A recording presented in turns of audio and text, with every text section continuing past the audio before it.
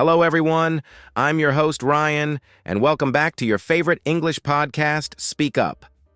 Whether you're doing the dishes, relaxing on the sofa, or just out for a walk, we are super happy you're here. Today's episode is going to be a little different. No grammar lessons, no boring rules, just real talk. We're having a chill, casual conversation like two friends catching up.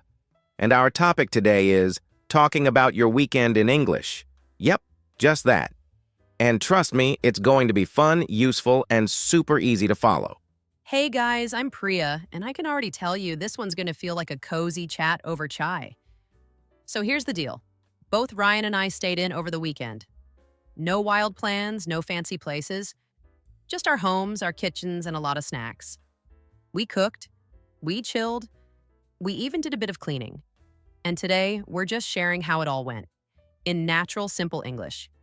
If you've ever wanted to talk about your weekend without overthinking grammar, this episode is for you. And let me tell you, Priya made something so good on Sunday, I'm still dreaming about it. She's not even a professional chef, but she could totally open a small restaurant. And me? Well, I turned my living room into a full-on pancake cafe. I even played jazz music like I was in Brooklyn or something. It felt amazing. You'll hear about all that soon. This kind of conversation is perfect for learning how to talk naturally in English. And wait till you hear what happened when Ryan tried baking. Let's just say the oven wasn't feeling very friendly that day. But that's the fun part, right? Real life, real mistakes, and real English. So stay tuned. We've got stories, laughs, and a ton of casual English conversation coming up. And who knows? You might hear a few phrases you can start using this weekend, too. All right, so let me finally tell you what happened with my oven. I decided to try banana bread on Saturday afternoon. I had all the ingredients ready. Bananas, eggs, flour, sugar, even some chopped walnuts. I followed the steps from a recipe video, feeling super confident. Everything was going great until I opened the oven. The thing was completely flat. Like, flat. I'd forgotten the baking powder. It looked like a sad pancake wearing a crusty hat. But the best part? I was talking to myself the whole time like a TV chef. You know, next we mix in the eggs, or, ooh, this smells amazing. I didn't even care that it failed.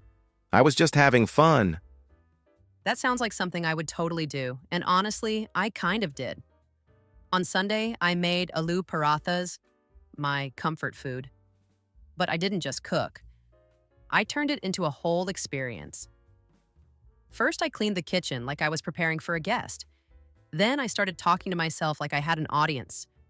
We're rolling out the dough. Look at that texture. It was so peaceful. I had soft music playing, and the smell of ghee filled the kitchen. By the time the first paratha was done, I felt like I had achieved something big. And yes, I tasted it, and actually said out loud, this is perfect. Who cares if no one else was there? Exactly. It's those solo weekend moments that feel the most real. After the banana bread fail, I cleaned up and made pancakes instead. And while I was flipping them, I kept describing everything out loud. Golden brown. Flip. It was silly but fun. I even caught myself pretending to host a morning show. The thing is, when you speak out loud like that, you're just enjoying yourself. I wasn't thinking about doing it for any reason. It just felt natural. And it made everything more alive. Like, even washing dishes became part of the whole moment. Totally. And it's not about making a big fancy meal either. I just boiled potatoes, rolled the dough, and made some garlic yogurt. But the joy came from doing it slowly. I had nowhere to go, no messages to reply to, no deadlines. So I gave myself time to enjoy every little step. And while cooking, I just kept talking. Not for practice, just because it made me feel connected. I even laughed at myself when I dropped a spoon. It's those tiny things that somehow feel special when you're in the mood to notice them. That's the word. Connected. That's exactly how I felt. Like for once, I wasn't rushing. I was just doing my thing and being completely in it. I didn't care about anything else. No phone in hand, no background noise, just me, my kitchen, and my not-so-great banana bread. But weirdly, I felt super calm afterward, like I'd had a good conversation, even if it was just with my mixing bowl. It's funny how something as small as cooking at home can feel like the highlight of your weekend. And you know what's funny? I did the same thing later that evening. I made tea and talked to my cat like she was my roommate. You want milk? I'm making tea for both of us. She just stared at me like I'd lost it. But honestly, I didn't feel lonely. It felt warm, peaceful. I think when you give your time and attention to the small stuff, the day just feels fuller. You don't need to go out or make big plans. Sometimes the best weekends are the ones where you do absolutely nothing exciting and still feel happy. Okay, you got me curious now. Tell me everything about this masala macaroni you made. You teased it earlier, and I'm imagining something really flavorful. Oh, it was exactly that. I started with simple boiled macaroni, but then I made a spicy tomato sauce with lots of garam masala, chili powder, and a hint of turmeric.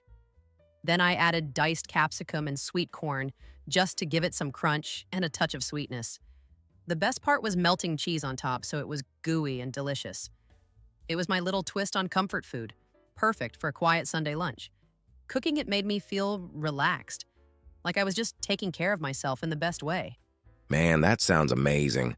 I wish I had some of that. Instead, I went classic weekend style. Pancakes. I used bananas and honey for sweetness, but I totally burnt the first one. It was crispy, blackened, basically the welcome to cooking pancake. But you know what? I was talking to myself while cooking, like narrating every step. Now flip it carefully. Perfect. Cooking like that felt like a mix of fun and meditation. Even with the burnt pancake, the smell of honey and banana made the kitchen feel cozy. I love that, talking to yourself while cooking. I do the same, especially when I'm alone. Sometimes I explain what I'm doing out loud like a cooking show host. Makes the whole process less boring and somehow more joyful.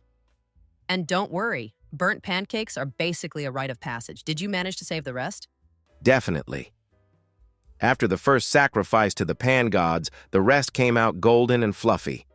I felt like I had won a small battle. I even made a little syrup drizzle and took my time eating while sitting by the window, just watching the world go by. It's funny how these simple moments can feel like a small celebration. Cooking your own food, taking breaks to enjoy it slowly, and just being present. It's a quiet kind of happiness that we often miss in busy weeks. Exactly. It's the little things that make the weekend special. Even if it's just cooking a simple meal or talking to your cat while making tea. I did that too, actually. I made tea and chatted with my cat like she was my roommate.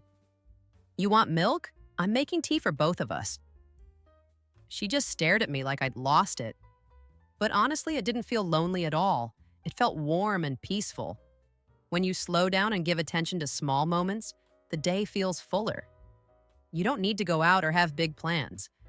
Sometimes the best weekends are the quiet ones where you do almost nothing and still feel completely happy. After that peaceful tea time with my cat, I finally got up to do some cleaning. But I refused to let it be boring. I put on some classic 90s Bollywood songs, those upbeat, catchy tunes that just make you want to dance. So while mopping the floor, I was actually dancing and singing along. It turned a simple chore into a little dance party. Honestly, it felt more like fun than work. The music lifted my mood and made the whole house feel alive. Wow, that sounds amazing. I wish I had that energy. When I started laundry, I decided to be super serious about it, folding every t-shirt like I was on one of those home makeover shows where everything looks perfect. I even tried to organize my clothes by color and size. But after folding 5 shirts, I got tired and just gave up, tossing the rest in a messy pile. I'm pretty sure I'm not cut out for this adulting thing sometimes. Haha, folding laundry can definitely be a test of patience. But I really admire that you tried to be so neat. It's true, though. Chores can feel endless, and sometimes it's hard to stay motivated. That's why I love adding something fun to the routine, like music or dancing. It changes everything. Instead of feeling like a boring task, cleaning becomes a way to move your body and enjoy yourself. Plus, moving around helps me avoid feeling sluggish after a big meal. That's a good point. I never thought about chores as a way to get some light exercise. I usually think of them as annoying, but if I play some music and move around, maybe it'll feel less like a drag. I also tried setting a timer while cleaning my room last weekend, seeing how much I could get done in 20 minutes. It turned into a fun challenge, and I actually got way more done than usual. Small tricks like that really help. Exactly.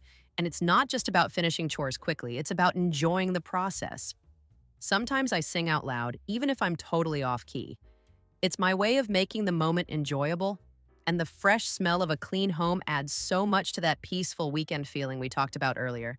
When everything is tidy, it's like your mind feels clearer too. It's amazing how a little cleaning combined with music and fun can change your whole mood. Yeah, that fresh, clean feeling is priceless. It's like a small reward after putting in some effort. I think next weekend I'm definitely going to add music to my chores and maybe even try a little dancing like you. Who knows? Maybe I'll actually finish folding all my clothes this time.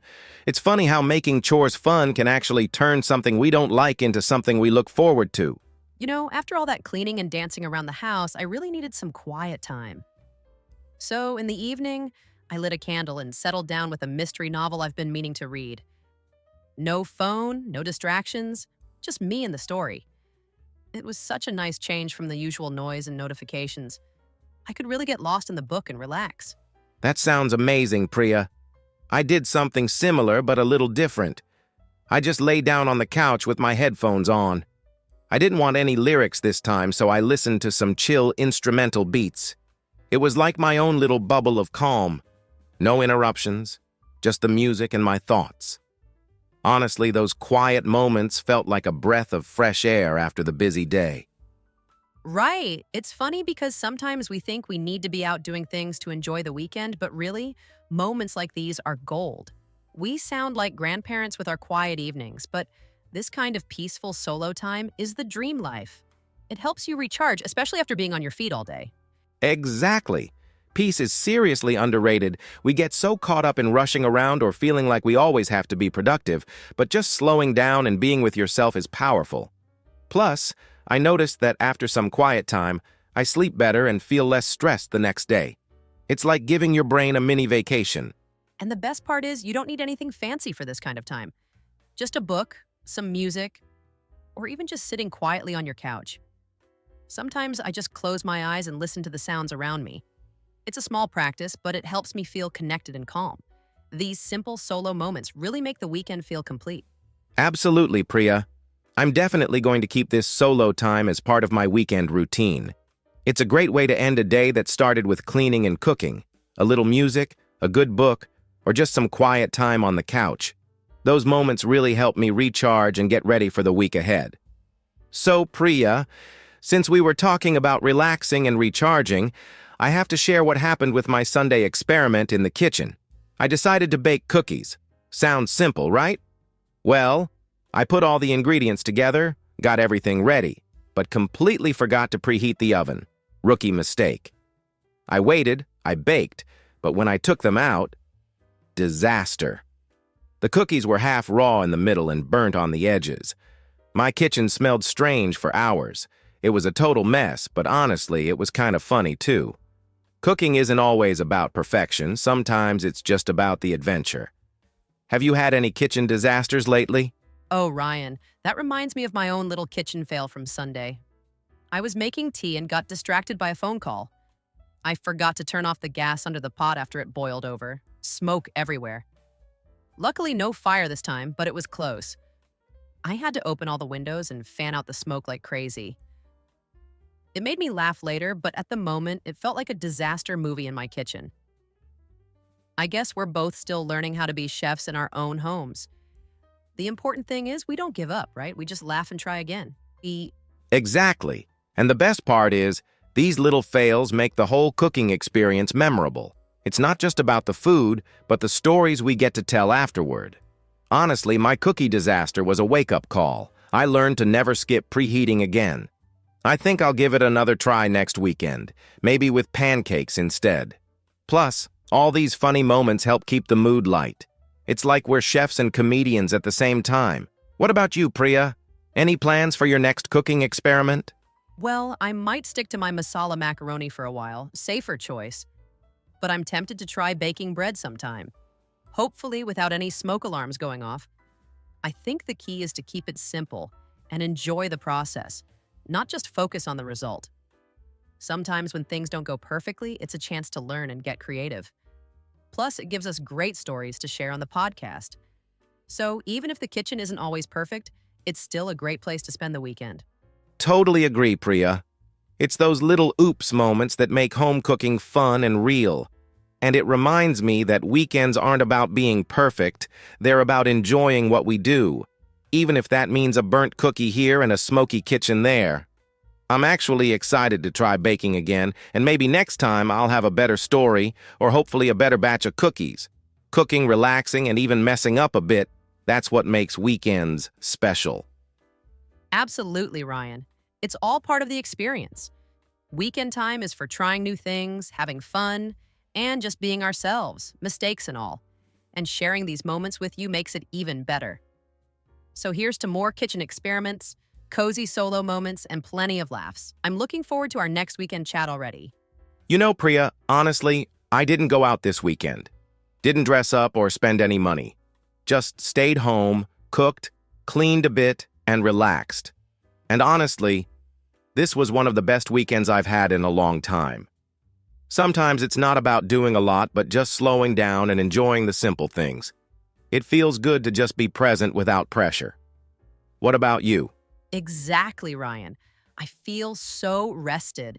The quiet moments, the small routines, they all add up to a calm weekend. And speaking of calm, I'm already thinking about next weekend's menu. Maybe something new, but nothing too complicated. I love how spending time at home lets me recharge. No need to go out or rush. Sometimes that's the real luxury, right? Definitely. But this time, I'm skipping the baking. Learned my lesson with the cookies. Maybe next weekend I'll just stick to pancakes or something safe. But I'm really looking forward to trying something new, like you said. And sharing it here with you makes it more fun. It's like having a weekend buddy, even if we're miles apart. I love that idea, Ryan. Let's both try something new next weekend and then share our stories here again. It's motivating and makes the whole weekend feel special. And for our listeners out there, why not try speaking in English about your own weekend? Just talk to yourself or a friend, like we're doing.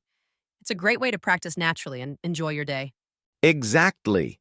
And don't worry about making mistakes. That's part of learning. The more you talk, the easier it gets. Whether it's about your weekend, your favorite food, or even a small disaster in the kitchen, just say it out loud. You'll be surprised how much you improve. Thanks for hanging out with us today. We hope this chat felt like a friendly weekend conversation. Thanks everyone for listening. We loved sharing our weekend stories with you. Remember, it's okay to take it slow, enjoy the little things, and speak English naturally every day. We'll be back soon with more relaxed chats and useful tips. Until then, have a great week and keep speaking up. See you next time on Speak Up. Bye for now.